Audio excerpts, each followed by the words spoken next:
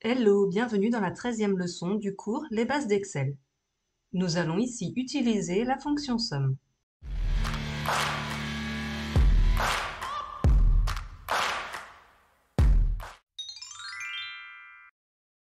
Avec peu d'entrées, nous écrivons nos additions égale B2 plus B3 plus B4.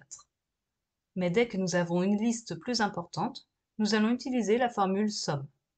Nous écrivons égale somme, parenthèse, B2, deux points, B10, parenthèse. Puis nous validons. Les références séparées de deux points permettent de sélectionner une plage. Chaque fois que nous utiliserons une plage dans une formule, nous séparerons la référence de la première cellule et la référence de la dernière cellule de deux points. Toujours avec la formule somme, nous allons cette fois-ci additionner plusieurs cellules mais non adjacentes.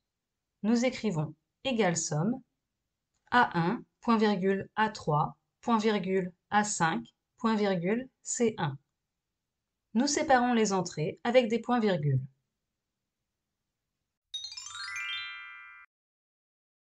Nous pourrions également additionner plusieurs plages non consécutives. Nous écrivons égale somme, parenthèse, A2, A5 séparés de deux points pour la première plage, suivi d'un point-virgule, puis C2, C5 séparés de deux points. Nous fermons la parenthèse.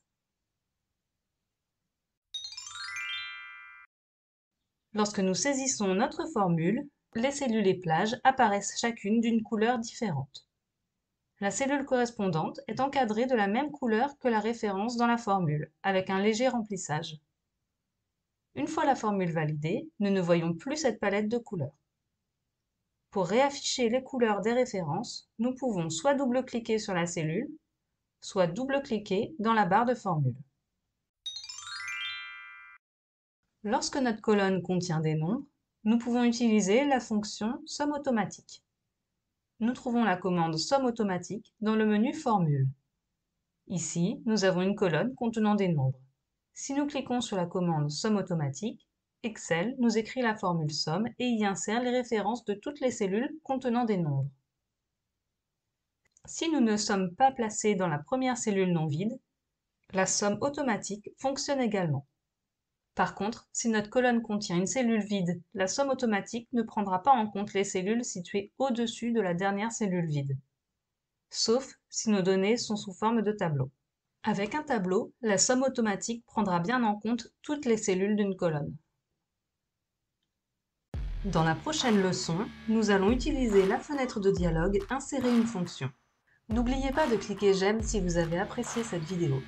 C'est ce qui m'aide à faire connaître la chaîne. Et pensez à vous abonner pour être notifié à chaque nouvelle vidéo. Vous pouvez me contacter en commentaire ou via le lien que vous trouverez en description. À bientôt!